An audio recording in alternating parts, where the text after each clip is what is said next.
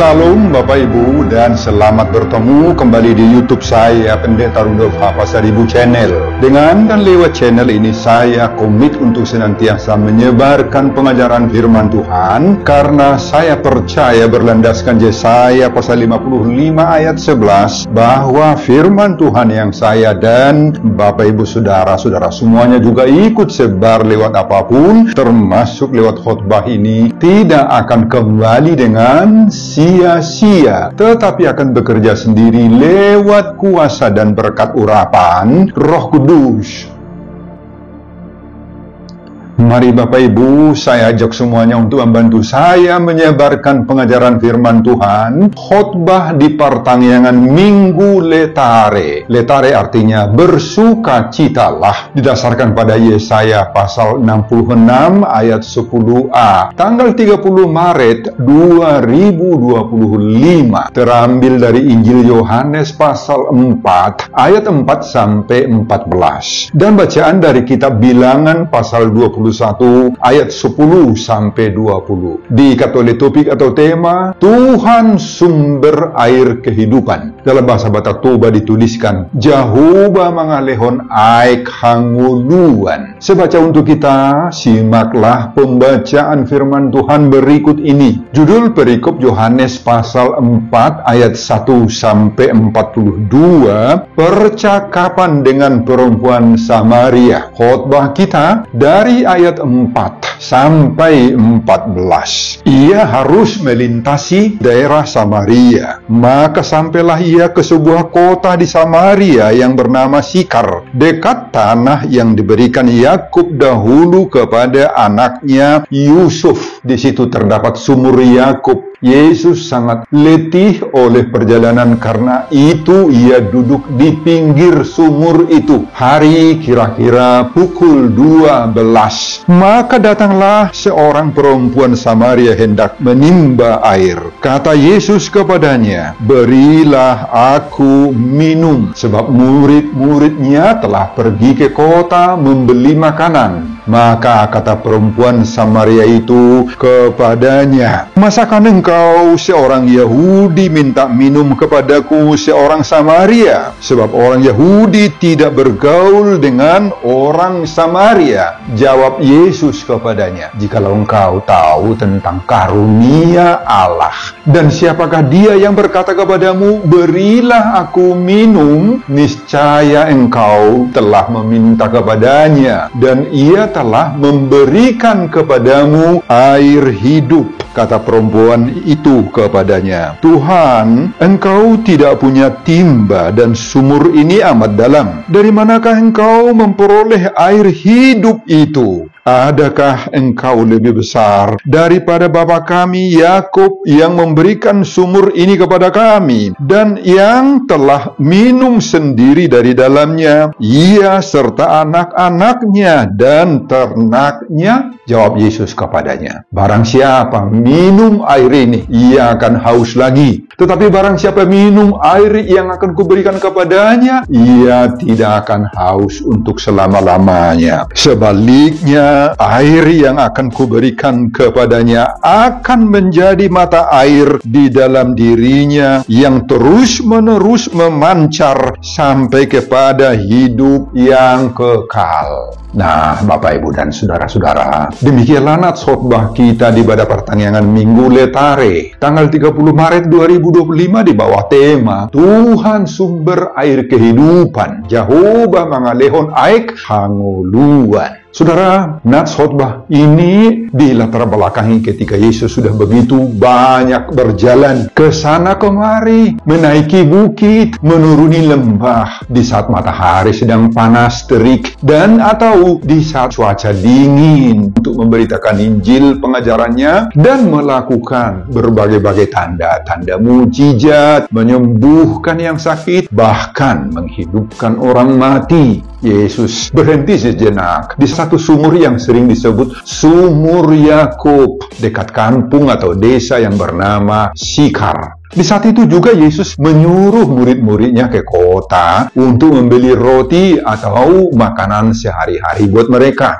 Yesus berharap ketika dia berada dekat sumur itu, orang akan datang mengambil air dari sumur itu dengan membawa timbanya masing-masing. Yesus tahu bahwa tempat itu biasanya sangat ramai dikunjungi orang, baik laki-laki maupun perempuan. Dan selain untuk mengambil air, tempat yang satu ini sering juga dipakai orang untuk bicara-bicara, duduk-duduk, berkomunikasi, untuk mendapatkan berita-berita baru dari orang-orang lain yang datang ke situ, yang aktual, yang hangat, dan yang viral. Dalam bahasa Batak Toba, tempat inilah biasanya yang dipakai orang mernonang-nonang atau merkobur-kobur untuk menunggu saat mendapatkan waktu atau jadwal atau shift untuk menimba air. Dan pas di waktu yang demikian, ketika Yesus tiba di sumur itu, keadaan di sana begitu sepi, nggak ada orang yang datang untuk ambil air, kecuali seorang perempuan yang ternyata seorang perempuan Samaria. Dalam pertemuan itu, Yesus berkata kepada perempuan itu, "Berilah aku minum." Ayat 8. Apa jawaban perempuan Samaria itu? Dia menjawab Yesus dengan nada marah, ketus-ketus, dan sentimen. "Masakan engkau seorang Yahudi minta minum kepadaku seorang Samaria?"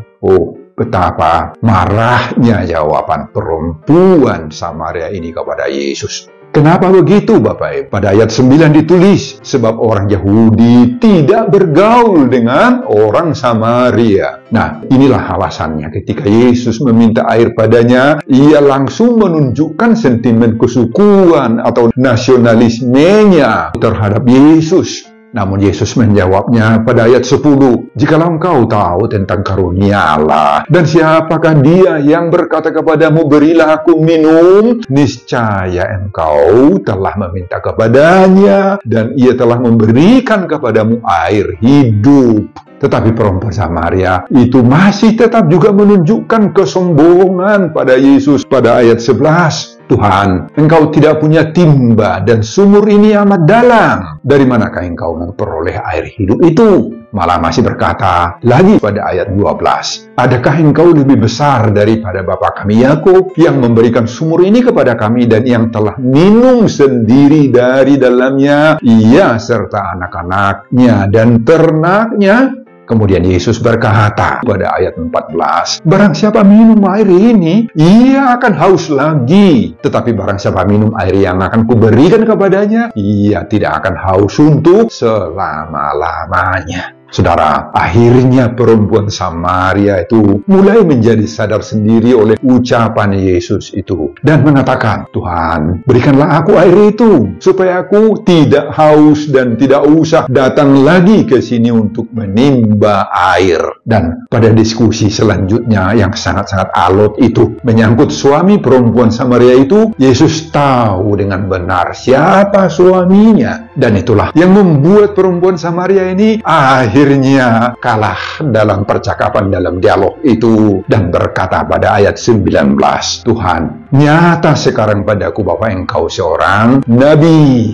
Nah, Yesus sendiri, Bapak Ibu, berhasil melakukan transformasi dalam diri perempuan Samaria ini, terutama merubah keyakinannya. Sehingga pada ayat 20 dan seterusnya, bahkan pada ayat 29, perempuan Samaria ini pergi memberitakan tentang Yesus kepada orang-orang lain, sehingga orang-orang Samaria lainnya itu banyak yang percaya kepada Yesus. Nah, Bapak Ibu dan saudara-saudara, itulah isi khotbah kita di pertandingan Minggu Letare 30 Maret 2025 ini, yang mendorong kita agar bersukacitalah. Kenapa bersukacita? Karena Tuhan sumber air kehidupan. Jehovah mengalihkan air hanguluan sebagaimana topik Minggu Letare ini. Bapak, Ibu, dan saudara-saudara, apa pengajaran Tuhan bagi kita lewat khotbah ini jika dihubungkan dengan topik atau tema minggu tadi, Tuhan sumber air kehidupan, Jehovah mengalir air hanguluan? Pengajaran pertama, meski menghadapi berbagai kegagalan hidup, jangan berhenti berusaha dan melayani seperti Yesus. Saudara, saya tadi sudah menjelaskan latar belakang perikop ini ketika Yesus sudah begitu lelahnya berjalan ke sana kemari dalam pelayanannya, menaiki bukit, menuruni lembah, menahan dingin dan panasnya cuaca untuk memberitakan pengajaran dan melakukan penyembuhan, membangkitkan orang mati dan lain-lain. Jadi kita lihat di sana bahwa Yesus sendiri pun ternyata merasakan capek, bahkan terkadang lemah secara fisik. Pelayanannya memberi berkat bagi banyak orang-orang, tetapi sering sekali juga mengalami tantangan, hambatan, permasalahan, bahkan banyak yang melawan dia, menolak dia, dan berbagai-bagai hal yang mengecewakan dirinya. Nah, dari situ kita lihat Bapak Ibu, meski Yesus itu adalah Tuhan, orang surgawi yang datang menjadi manusia, Allah, tetapi tidak semua pekerjaan Yesus memberi sukacita baginya. Banyak yang membuat dia kecewa, berduka, tetapi dalam hidup Yesus tidak ada kamus apa. Kamus putus asa, medili, frustrasi, stres, nggak ada Bapak Ibu. Yesus nggak pernah patah semangat, meski reaksi banyak orang begitu keras menolaknya. Bahkan Yesus tidak membenci mereka-mereka yang merasa sinis kepadanya, seperti misalnya orang-orang di Judea tempat dia dibesarkan. Mereka di sana tidak menerima Yesus. Itu sebabnya Yesus meninggalkan kampung halamannya di Judea dan sekarang pergi ke Galilea dan tiba di kampung orang Samaria di Sikar. Pada saat berada di Sikar ini, tempat di sumur, Yakub, seorang perempuan Samaria, datang tetapi menolak memberi air dan menunjukkan sikap permusuhan, antipati. Namun Yesus tetap melayani perempuan Samaria itu dalam diskusi ini. Saudara, pengalaman Yesus ini menjadi penyemangat bagi kita saat mendengar khotbah ini. Toh banyak pengalaman kita seperti yang dialami oleh Yesus ini. Dalam hidup sehari-hari kita sering mengalami begitu banyaknya kecapekan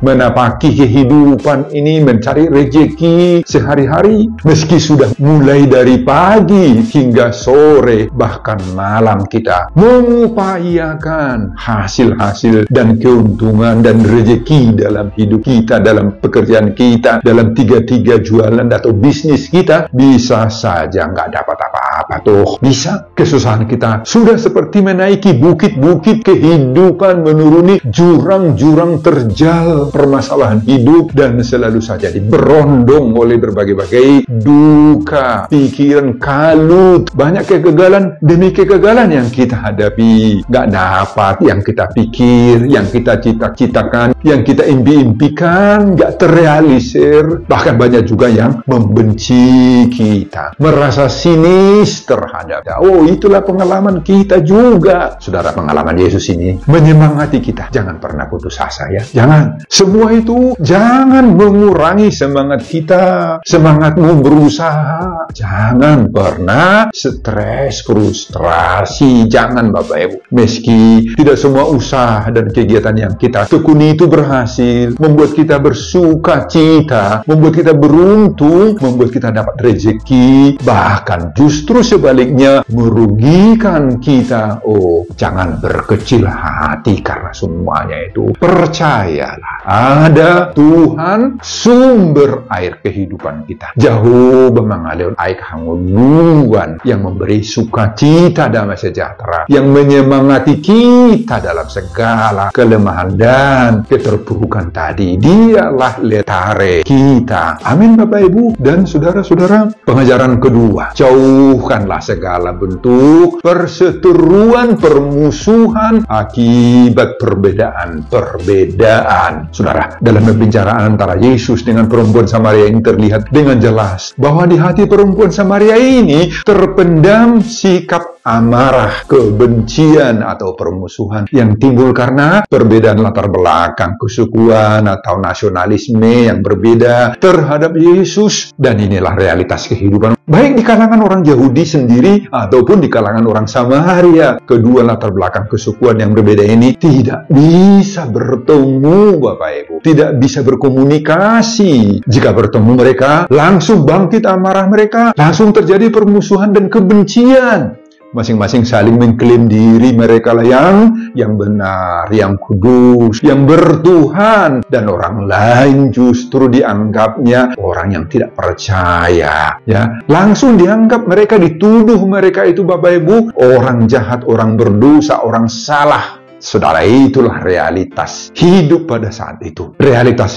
hidup yang seperti ini yang terjadi di antara Yahudi dan Samaria ini, saat itulah yang ditolak oleh Yesus, dilawan oleh Yesus dalam khotbah ini. Dan inilah juga yang menjadi pertanyaan dan sekaligus renungan pengajaran kedua bagi kita di saat mendengar khotbah ini. Apakah sifat-sifat kedengkian, permusuhan, yang saling mengklaim diri paling benar, sedangkan orang lain kita anggap jahat, itu masih tersimpan, ada menumpang di hati kita? Nah, ini pertanyaan. Bagaimana sikap hati kita apabila kita bertemu dengan orang-orang yang berbeda agama, berbeda kepercayaan atau keyakinan dengan kita? Jangan-jangan ada di antara kita juga dalam hatinya langsung menuduh mereka kafir, antek-antek iblis. Kita sebut mereka itu setan, penganut agama yang nggak benar.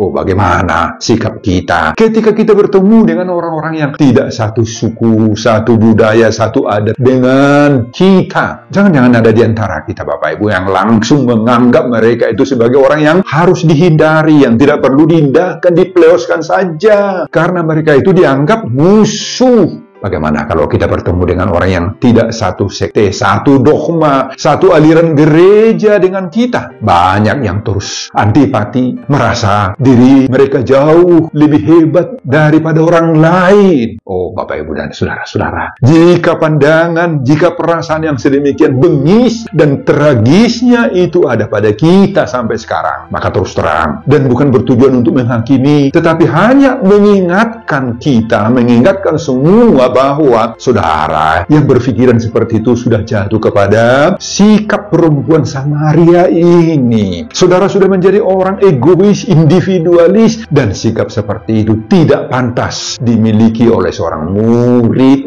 Yesus. Sikap sedemikian sudah membuat pengkotak-kotakan, membuat dinding-dinding pemisah, tembok-tembok, dan sekat-sekat pemisah yang begitu tebal. Kamu sudah membuat dorpi parholangan dalam bahasa Batak Toba di antara sesama kita. Sekali lagi, sikap sedemikian yang dilawan oleh Yesus dalam khotbah ini. Sekali lagi, mari saudara, kita tidak boleh seperti orang Samaria ini. Mari seperti Yesus menerobos sikap pengkotak-kotakan seperti itu. Kita harus menunjukkan diri kita berbeda dari orang-orang yang menyepelekan sesamanya. Kita harus berbeda dengan mereka. Sebagai murid Yesus, buanglah sifat-sifat, karakter-karakter, bibit-bibit permusuhan seperti itu. Buang itu, Bapak Ibu. Mari kita jadikan Tuhan sumber air kehidupan. Dialah, Yesus itulah letare, sukacita kita. Sebagaimana topik minggu tanggal 30 Maret 2025. Amin, Bapak Ibu dan saudara-saudara. Pengajaran ketiga, orang yang sudah berjumpa dengan Yesus mengalami transformasi, perubahan hidup. Saudara, pertemuan pembicaraan diskusi antara perempuan Samaria dengan Yesus di sini ternyata akhirnya secara spontan membuahkan 3 sikap yang baru di dalam diri perempuan itu. Yakni, sikap pertama, Yesus berhasil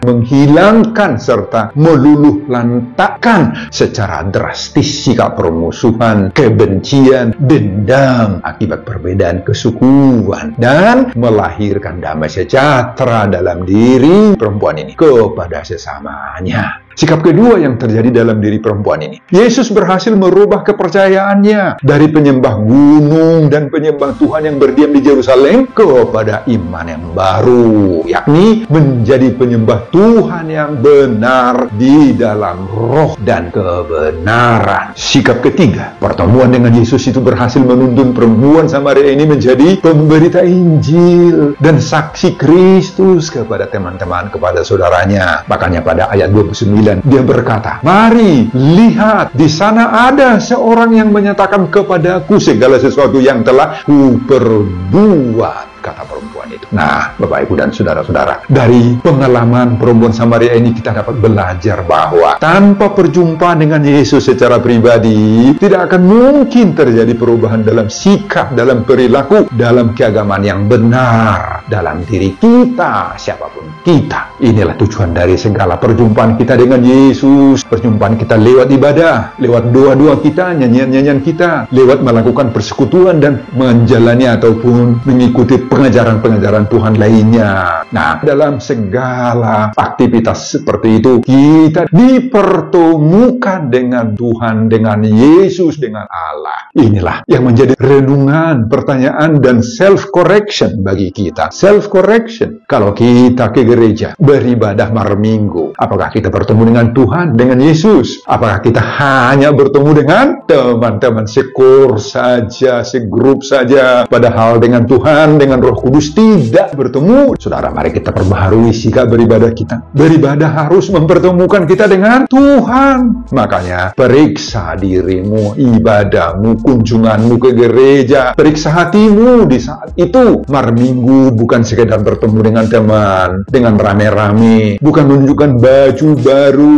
seragam baru, menunjukkan nuansa baru, penampakan baru, nyanyian kur baru. Beribadah di gereja menuntun kita bertemu dengan Tuhan. Pertemuan dengan Tuhan akan melahirkan transformasi, perubahan dalam sikap, dalam karakter, dan dalam perilaku bagi kita. Baik sikap terhadap semua orang berubah, terhadap istri, terhadap suami, terhadap anak-anak, terhadap orang tua, terhadap para hamba-hamba Tuhan. Sikap pada gereja yang selama ini abai, ini berubah semua. Sikap terhadap saudara-saudara kita yang berbeda suku, berbeda agama, kepercayaan dengan kita, ini terjadi transformasi. Kalau selama ini ada di antara kita yang menjadikan praktek-praktek yang kurang jelas dalam mencari rezeki, mencari nafkah, bahkan kadang mengarah pada tipu-tipuan, ada yang main-main dengan wanita, dengan istri atau dengan suami orang. Nah, sekarang akan terjadi transformasi, perubahan total kalau sudah bertemu dengan Yesus. Mari kita jadikan Tuhan itu sumber kehidupan. Jehovah mangalehon aik hangoluan sebagaimana topik minggu letare 30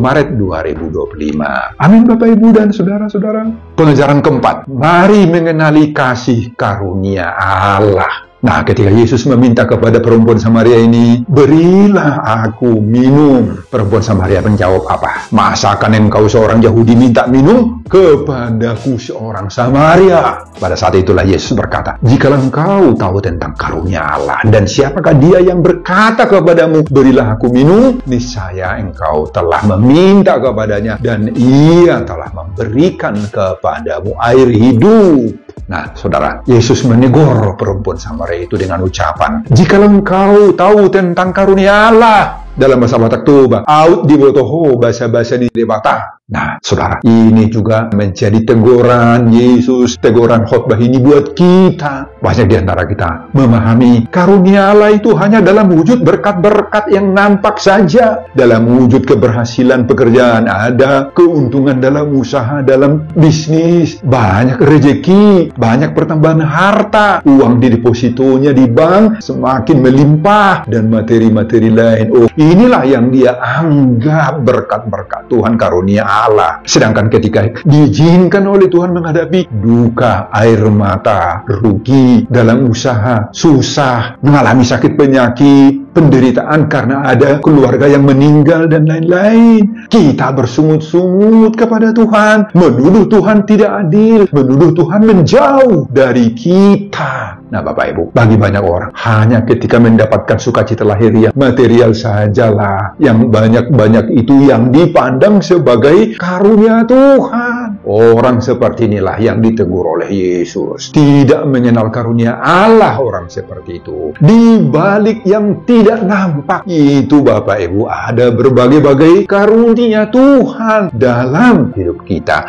Sehat saja pun kita sekarang, atau hari berganti hari, kita diizinkan oleh Tuhan melakukan aktivitas-aktivitas sederhana kita. Itu juga sudah menjadi karunia Tuhan. Nah, kenalilah karunia Tuhan dalam hidupmu. Jangan sangkal karunia Tuhan dalam hidupmu. Amin, Bapak Ibu.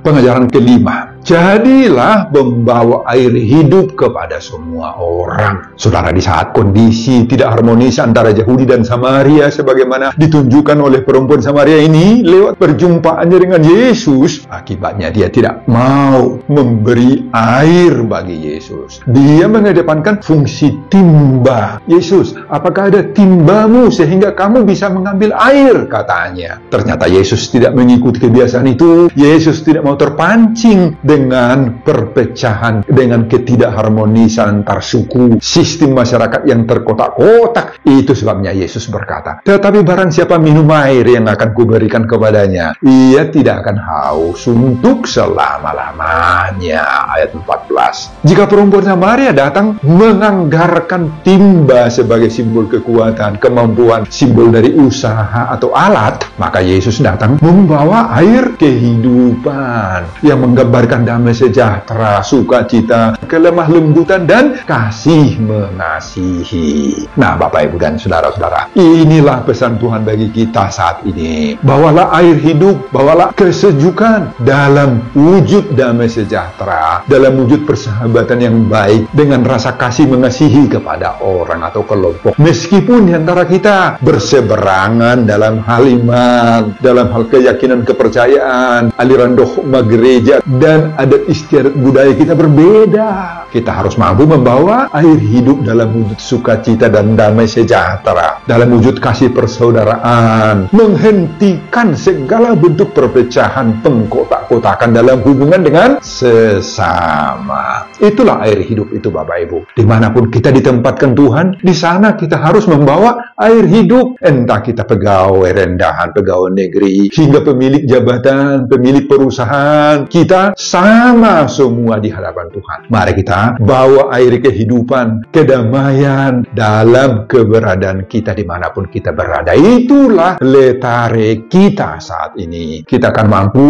melakukan itu semua karena bersama kita ada Tuhan sumber kehidupan. Jehovah mangaleonai hanguluan, sebagaimana topik minggu letare 30 Maret 2025. Amin, Bapak Ibu dan saudara-saudara. Sebelum saya mengakhiri khotbah ini kembali, saya mengajak Bapak Ibu dan saudara-saudara untuk membantu saya menyebarkan firman Tuhan khotbah di pertanggungan Minggu Letare 30 Maret 2025 dari Yohanes pasal 4 ayat 4 sampai 14 ini, agar semakin banyak orang yang mau menjadikan Tuhan sumber air kehidupan. Jehovah mengalihkan air hanguluan, termotivasi lewat khotbah ini. Simak juga video-video khotbah saya yang lain, agar Bapak Ibu dan saudara-saudara memiliki sentuhan dan pemahaman rohani yang semakin diperkaya. Buka di YouTube saya, Pendeta Rudolf Hapasaribu Channel. Selamat mengikuti ibadah pertanggungan Minggu Letare 30 Maret 2025. Tuhan Yesus memberkati kita. Salam Horas. Amin. Bapak, terima kasih untuk firman-Mu ini yang mengingatkan kami yang masih tidak mengasihi sesamanya.